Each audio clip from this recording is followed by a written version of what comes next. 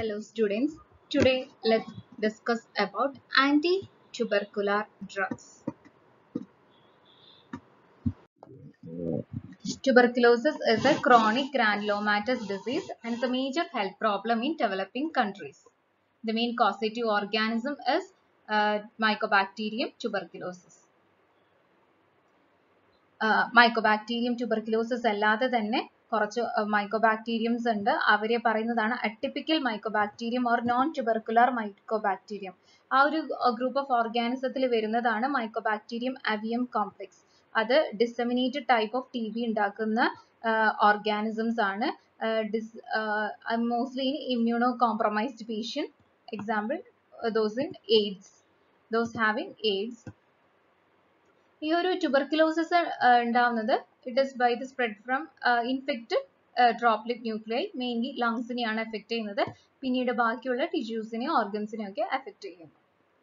അതിന്റെ സിംറ്റംസ് എന്ന് പറയുന്നത് evening low grade fever in the evening, sweat, malaise, then cough with blood streaking and productive cough, fatigue, weight loss.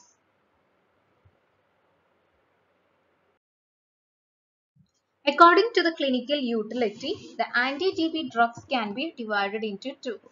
First line, these drugs have high anti-tubercular efficacy as well as low toxicity. These are used routinely. Second line, these drugs have either low anti-tubercular efficacy or higher toxicity or both, and these are used as reserve drugs.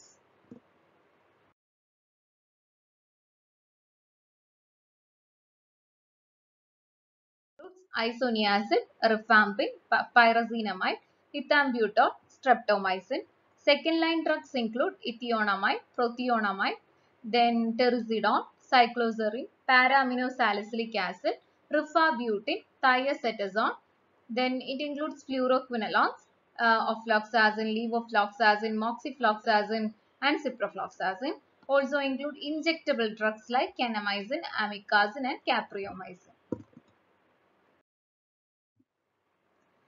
Now let's go through the first line drugs. Isoniazid. It is an isonicotinic acid hydroside, potent synthetic anti-TB agent. Mechanism of action and basis of resistance. Now let's go through mechanism. It inhibits synthesis of mycolic acid, which is an essential component of mycobacterial cell wall. Mycobacterial cell wall inde ഒരു essential component ആണ് mycolic acid. ഇതിനെ mycolic acid ഇതിന്റെ സിന്തസിസിനെ inhibit ചെയ്യുന്നു. ഈ isoniazid എന്ന് പറയുന്നത് ഒരു prodrug ആണ്. അത് മൈക്കോബാക്ടീരിയൽ എൻസൈം കാറ്റലൈസ് പെറോക്സിഡേസ് വെച്ചിട്ട് അതൊരു ബയോളജിക്കൽ ആക്റ്റീവ് ഫോം ആയിട്ട് കൺവേർട്ട് ചെയ്യുന്നു. അങ്ങനെ മൈക്കോളിക് ആസിഡ് സിന്തസിസിനെ ബ്ലോക്ക് ചെയ്യുന്നു. ഈ ഒരു ആക്റ്റീവ് ഫോം മൈക്കോളിക് ആസിഡ് സിന്തസിസിനെ ബ്ലോക്ക് ചെയ്യുന്നു. ഇങ്ങനെയാണ് ഇവിടെ mechanism of action. Now let's go through the resistance. Resistance ഇവിടെ ഡെവലപ്പ് ചെയ്യുന്നത് മ്യൂട്ടേഷൻസ് ആണ് ഡെവലപ്പ് ചെയ്തിട്ടാണ്. അതായത് കാറ്റലൈസ് പെറോക്സിഡേസ് ആണ് ഐസോനിയാസിഡിനെ പ്രോഡ്രഗിനെ കൺവേർട്ട് ചെയ്തിട്ട് ഒരു ബയോളജിക്കൽ ഫോം ആക്കുന്നത്, ആക്റ്റീവ് ഫോം ആക്കുന്നത്. അപ്പോഴാണ് അവിടെ മൈക്കോളിക് ആസിഡ് സിന്തസിസിന്റെ ബ്ലോക്കും അവരാണ് മൈക്കോളിക് ആസിഡ് സിന്തസിസിനെ ബ്ലോക്ക് ചെയ്യുന്നതും. അപ്പൊ ഇവിടെ മ്യൂട്ടേഷൻ നടക്കുമ്പോൾ ഈ ഒരു എൻസൈമിന്റെ അതിന്റെ ഒരു ആക്ടിവിറ്റിനെ കുറയ്ക്കുകയാണ് ചെയ്യുന്നത്. അവിടെയുള്ള ഒരു ജീനിലെ മ്യൂട്ടേഷൻ, ഈ കാറ്റലൈസ് പെറോക്സിഡേസിൽ അവിടെയുള്ള ജീനിന്റെ മ്യൂട്ടേഷൻ നടന്നിട്ട് ആ ഒരു എൻസൈമിന്റെ ആക്റ്റീവ് ഡ്രഗ് എൻസൈമിനോട് ആ ഒരു ആക്ടിവിറ്റി ഇവിടെ കുറയ്ക്കുകയാണ് ചെയ്യുന്നത്. ഇനി മ്യൂട്ടേഷൻ ഇൻ പ്രൊമോട്ടർ ജീനിലുള്ള മ്യൂട്ടേഷൻ, അതായത് ഈ INH-A ആ ഒരു ജീനില് മ്യൂട്ടേഷൻ നടത്തിയിട്ട് ഈ ഒരു ജീന് മൈക്കോളിക് ആസിഡ് ബയോസിന്തസിസിൽ ഇൻവോൾവ് ചെയ്തിട്ടുള്ളതാണ്. അതിന് മ്യൂട്ടേഷൻസ് നടന്നിട്ട് റെസിസ്റ്റൻസ് ഉണ്ടാക്കുന്നു. Well absorbed orally, distributed in plural, peritoneal and synovial fluid.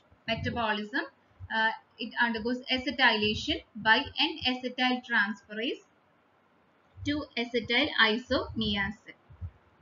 ഇവിടെ ജനറ്റിക് വാരിയേഷൻസ് ഒബ്സർവ് ചെയ്യുന്നുണ്ട് in the rate of N-acetylation. അങ്ങനെ ഈ ഒരു നമുക്ക് റാപ്പിഡ് അസറ്റൈലേറ്റേഴ്സ് ഉണ്ട്, സ്ലോ അസറ്റൈലേറ്റേഴ്സ് ഉണ്ട്. ഈ എസ്കിമോസും ജാപ്പനീസും 30-40% ഓഫ് ഇന്ത്യൻസ് ഒക്കെ റാപ്പിഡ് അസറ്റൈലേറ്റേഴ്സ് ആണ്. അവരുടെ പ്ലാസ്മ ഹാഫ് ലൈഫ് എന്ന് പറയുന്നത് 1 hour ആണ്. ആ ഒരു അങ്ങനത്തെ ഒരു പോപ്പുലേഷനിൽ പ്ലാസ്മ ഹാഫ് ലൈഫ് 1 hour ആണ്. സ്ലോ അസറ്റൈലേറ്റേഴ്സ് ഒരു 60-70% ഓഫ് ഇന്ത്യൻസ് സ്ലോ അസറ്റൈലേറ്റേഴ്സ് ആണ്. അവരുടെ ടി ഹാഫ് എന്ന് പറയുന്നത് 3 hours ആണ്. ഈ ഒരു ഡ്രഗ് എക്സ്ക്രീറ്റ് ചെയ്യുന്നത് mainly in urine. So renal ഫെയിലിയറിന്റെ കേസസിൽ ഡോസ് അഡ്ജസ്റ്റ്മെന്റ്സ് ഒന്നും ആവശ്യമില്ല. It is contraindicated in severe pre-existing hepatic insufficiency. Adverse effects: peripheral neuritis, hepatotoxicity. അസറ്റൈലേറ്റേഴ്സിന്റെ കാര്യം ഞാൻ പറഞ്ഞു. റാപ്പിഡ് അസറ്റൈലേറ്റേഴ്സ് ഉണ്ട്, സ്ലോ അസറ്റൈലേറ്റേഴ്സിന്റെ കാര്യം പറഞ്ഞിരുന്നല്ലോ. ആ ഒരു അസറ്റൈലേറ്ററിന്റെ സ്റ്റാറ്റസിനെ ഡിപ്പെൻഡ് ചെയ്തിട്ടുള്ള രണ്ട് അഡ്വേഴ്സ് എഫക്റ്റ് ആണ് ഈ രണ്ട് പെരിഫറൽ ന്യൂറൈറ്റിസും ഹെപ്പാറ്റോടോക്സിസിറ്റി.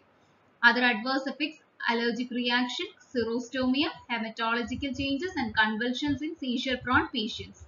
സിറോസ്റ്റോമിയ എന്ന് വെച്ചാൽ dry mouth or absence of saliva flow, അതൊക്കെയാണ്, അതിനെയാണ് സിറോസ്റ്റോമിയ എന്ന് പറയുന്നത്. Drug-induced systemic lupus erythematosus has also been reported. Drug-induced systemic lupus erythematosus എന്ന് പറഞ്ഞു കഴിഞ്ഞാൽ it's an autoimmune disorder caused by the chronic use of certain drugs. Drug interactions: aluminum hydroxide, അതായത് antacids aluminum hydroxide contain ചെയ്യുന്നെങ്കിൽ അത് inhibit the absorption of isoniazid. Alcohol also increase the risk of hepatitis. Then with phenytoin and carbamazepine, it inhibits the metabolism of this phenytoin and carbamazepine. Next drug is rifampin. It is a semi-synthetic derivative of rifamycin. Mechanism of action: it binds to bacterial DNA-dependent RNA polymerase and inhibit RNA synthesis.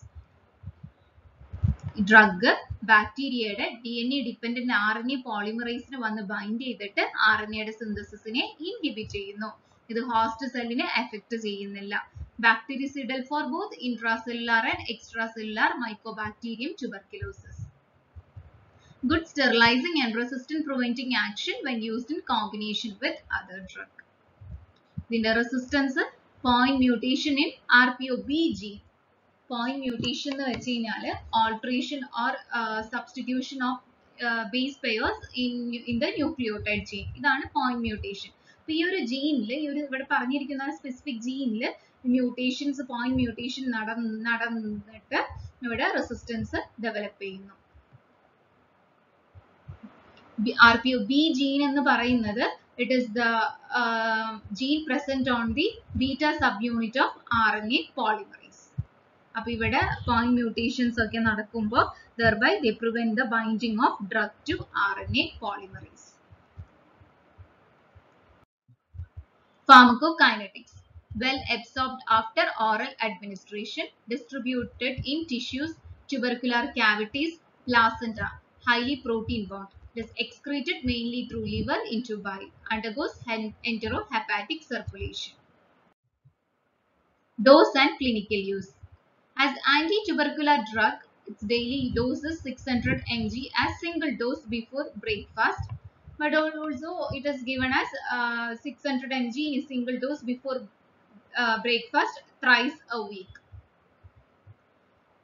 And if this there are also other indications in this rifampin or rifampicin is used, and these are treatment of leprosy in combination with dapsone, for prophylaxis of meningococcal and Haemophilus influenzae caused meningitis, for prosthetic valve endocarditis, for treating brucellosis in combination with doxycycline. Adverse effects: hepatitis. This is the major adverse effect. Occasional adverse effects include rashes, GI disturbances, dizziness, fatigue, and flu-like syndrome. Flu-like syndrome characterized by fever, chills, myalgias, and thrombocytopenia.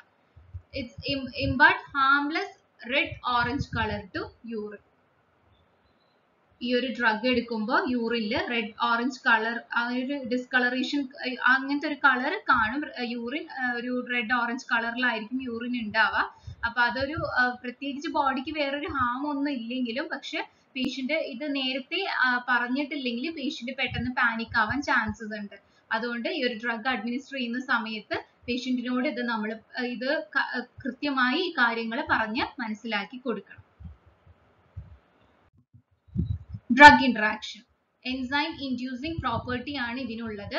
അതുകൊണ്ട് തന്നെ oral contraceptives, anti കോആഗുലൻസ് ഇവരെ കൂടെ കൊടുക്കുമ്പോൾ it accelerates metabolism.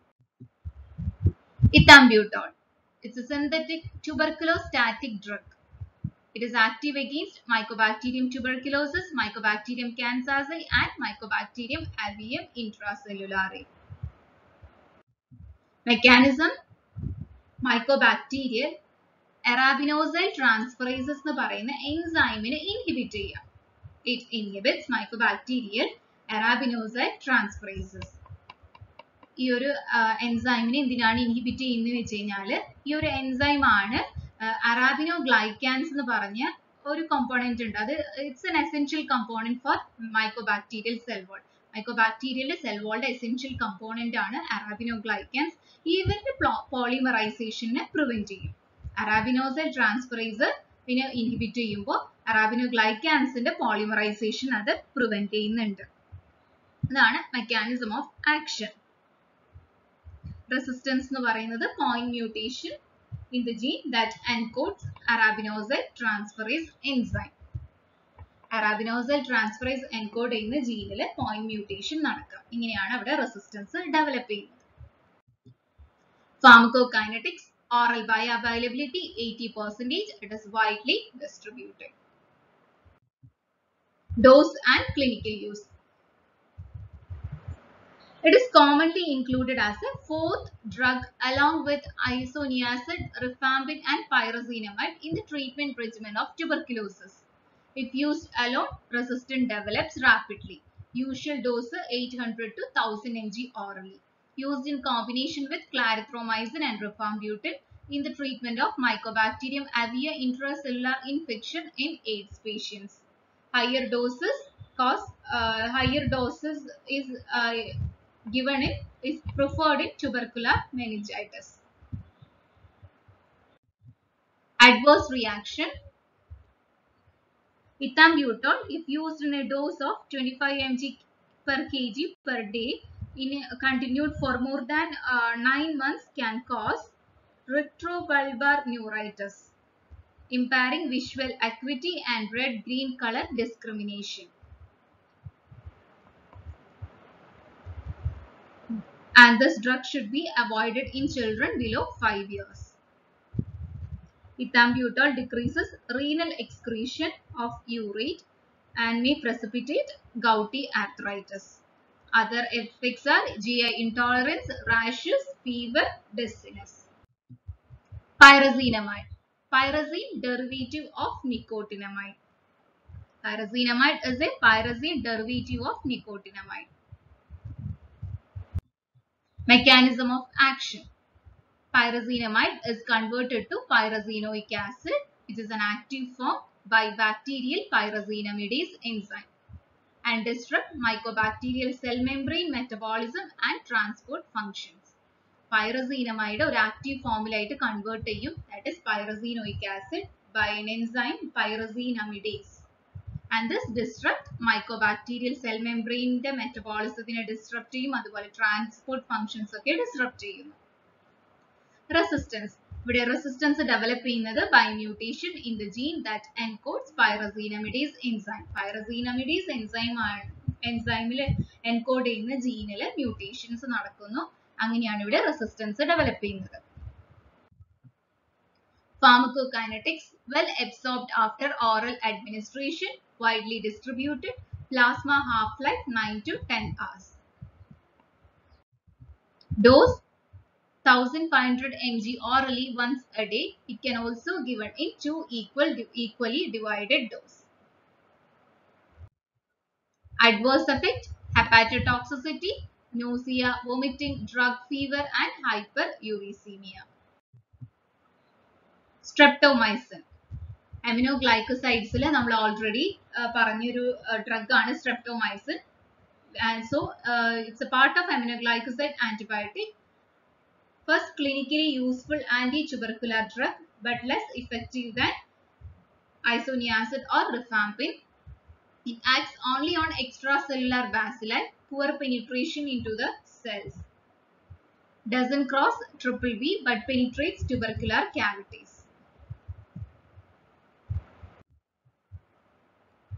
As need of this IM injection and lower margin of safety, streptomycin is used only as an alternative or addition to other first-line anti-TB drugs.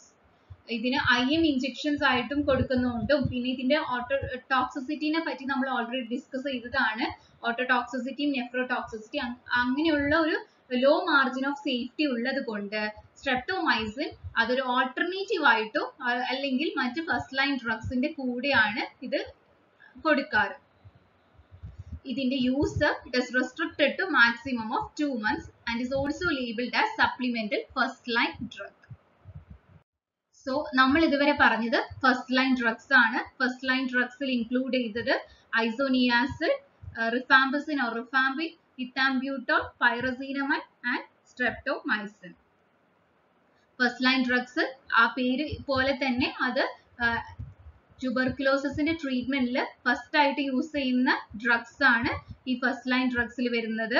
And അവരുടെ high എഫിക്കസിയും acceptable toxicity ഒക്കെ കാരണമാണ് ഇവർ first line drugs ആയിട്ട് ഈ ഒരു ഡ്രഗ്സിനെ first line drugs ആയിട്ട് categorise തന്നെ ചെയ്തിട്ടുള്ളത്. ഇനി നമുക്ക് സെക്കൻഡ് ലൈൻ ഡ്രഗ്സിലോട്ട് പോകാം. അപ്പൊ ഈ സെക്കൻഡ് ലൈൻ ഡ്രഗ്സ് യൂസ് ചെയ്യുന്നത് ഈ ഫസ്റ്റ് ലൈൻ ഡ്രഗ്സ് റെസിസ്റ്റന്റ് ആയിട്ടുള്ള ഒരു കണ്ടീഷൻസിലും പിന്നെ ഏതെങ്കിലും ഈ first line drug contra indicated ആയിട്ടുള്ള ഒരു റീസൺസിലൊക്കെയാണ് സെക്കൻഡ് ലൈൻ ഡ്രഗ്സ് നമ്മൾ യൂസ് ചെയ്യുന്നത്. ഏതൊക്കെയാണ് ആ ഡ്രഗ്സ് എന്ന് നമുക്ക് നോക്കാം. Second line drugs. These drugs are considered only when resistant to first line agents, failure of clinical response to conventional therapy, serious treatment limiting adverse drug reactions. Fluoroquinolones. Fluoroquinolones വരുന്ന drugs ആണ് ciprofloxacin, ഒഫ്ലോക്സാസിൻ, ലിവോഫ്ലോക്സാസിൻ and മോക്സിഫ്ലോക്സാസിൻ.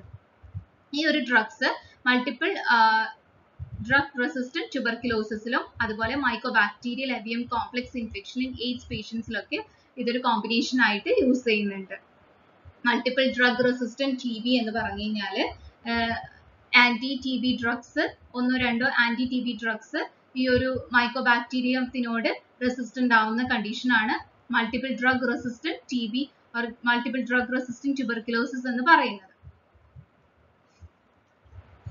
ഫ്ലൂറോക്വിനലോൺസിൽ പെട്ട കാറ്റഗറിയിൽ വരുന്ന drugs അവർക്ക് these are used as orally use ചെയ്യാൻ പറ്റുന്ന drugs ആണ്. And അത് ഫസ്റ്റ് ലൈൻ ഡ്രഗ്സിൽ ഏതെങ്കിലും ഒരു ഫസ്റ്റ് ലൈൻ ഡ്രഗ് കൊടുക്കാൻ പറ്റാത്ത കോൺട്രാ ഇൻഡിക്കേറ്റഡ് ആയിട്ടുള്ള ആ ഒരു റീസൺസിനും ഇതൊരു സബ്സ്റ്റിറ്റ്യൂഷൻ ആയിട്ട് ഡ്രഗ് കോമ്പിനേഷനിൽ കൊടുക്കാവുന്നതാണ്. ഇതിന്റെ ഡോസ് ആണ് ഒഫ്ലോക്സാസിൻ 400 mg BD, ciprofloxacin 750 mg BD, then moxifloxacin 400 mg once daily. Para-amino-salicylic acid. Para-amino-salicylic acid എന്ന് പറയുന്നത് it is a structural analog of PABA or para-aminobenzoic acid. It is bacteriostatic. അതിന്റെ mechanism എന്ന് പറയുന്നത് inhibit folate synthase of bacteria. Side effects are hypersensitivity reaction, include skin rashes, lupus-like reaction, drug fever, joint pain and hepatitis. Dose 8 to 12 gram per day orally in 2 or 3 divided dose. Ethionamide. It's a sulfur-containing isoniazid-like drug, tuberculostatic effect. It blocks synthesis of mycolic acid and is very rarely used. Cycloserine. It is a broad-spectrum D-alanine-containing antibiotic. Inhibit bacterial cell wall synthesis. It is tuberculostatic to Mycobacterium tuberculosis. It is readily absorbed after oral administration and excreted unchanged by kidney. The drug is very useful in treating renal tuberculosis and also for treatment of multi-drug resistant tuberculosis. Usual dose is 500 mg BD orally. Peripheral neuropathy, dizziness, tremors, convulsion, and psychotic behavioral changes are the major side effects. Prothionamide. The drug is interchangeable congener of ethionamide and exhibits similar pharmacokinetic and pharmacodynamic properties. On safety wise, it is better tolerated than ethionamide. It is given orally, and prothionamide is a WHO Group 4 drug for the treatment of drug-resistant TB. Terziodone. It is a combination of both two molecules of cycloserine and one molecule of terephthaldehyde. It is a broad-spectrum antibiotic. It has a potent and extended anti-TB activity.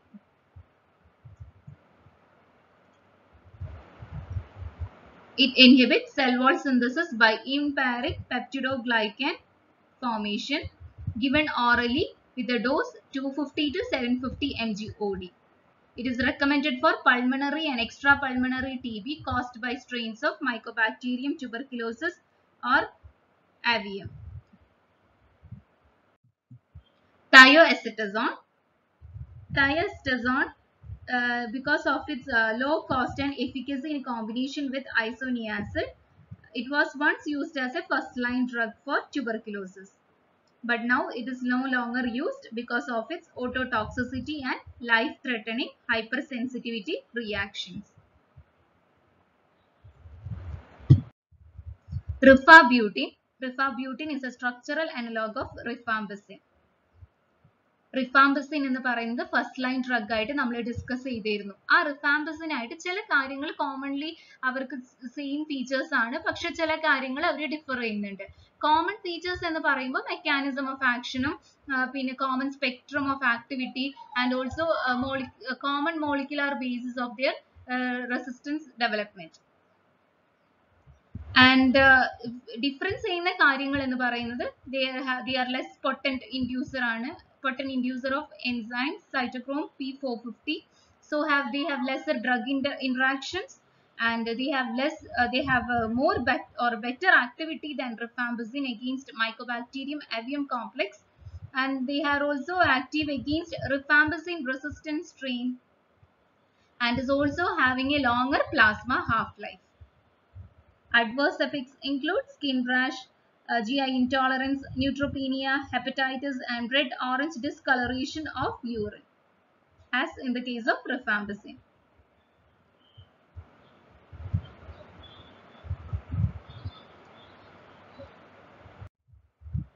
Capreomycin. ഇനി discuss ചെയ്യാൻ പോകുന്ന drugs എന്ന് പറയുന്നത് കാപ്രിയോമൈസിനും അമിക്കാസിനും amikazin and kanamycins ആണ്. ഈ ഒരു drugs ഇഞ്ചെക്ടബിൾസ് ആയിട്ടാണ് use ചെയ്യുന്നത്. Capreomycin is a cyclic peptide antibiotic poorly absorbed from GIT, and adverse effects are ototoxicity, nephrotoxicity.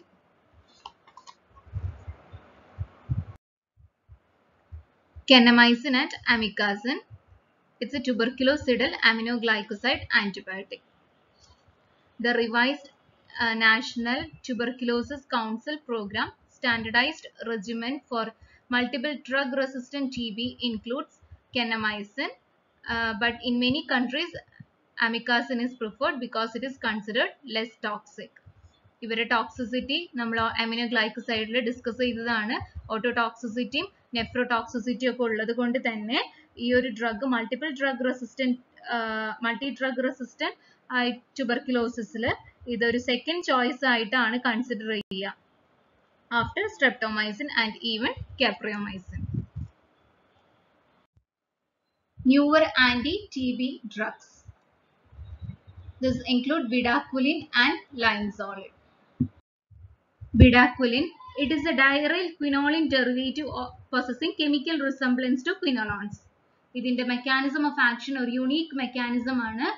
ATP synthase എന്ന് പറയുന്ന എൻസൈമിനെ ബ്ലോക്ക് ചെയ്യുന്നു.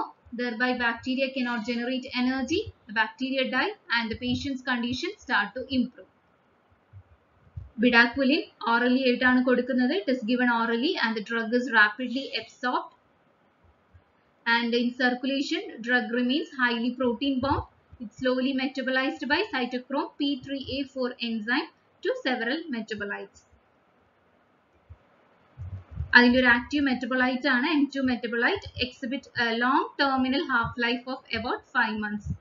ഈ ബിഡാക്വലിനും അതിൻ്റെ ഒരു active ആയി M2 metabolite ഒരു long terminal half life of about 5 months exhibit ചെയ്യുന്നുണ്ട്. Bedaquiline, it is approved for the treatment of multiple drug resistant TB in combination therapy. Dose, their doses 400 mg a day for 2 weeks, then 200 mg taken 3 times a week for the next 22 weeks. Drug is available as 100 mg tablet. It is swallowed whole with water, or it is taken with food to maximize absorption. Adverse effect, hepatotoxicity and cardiac conduction toxicity are the adverse effects. Next drug is linezolid.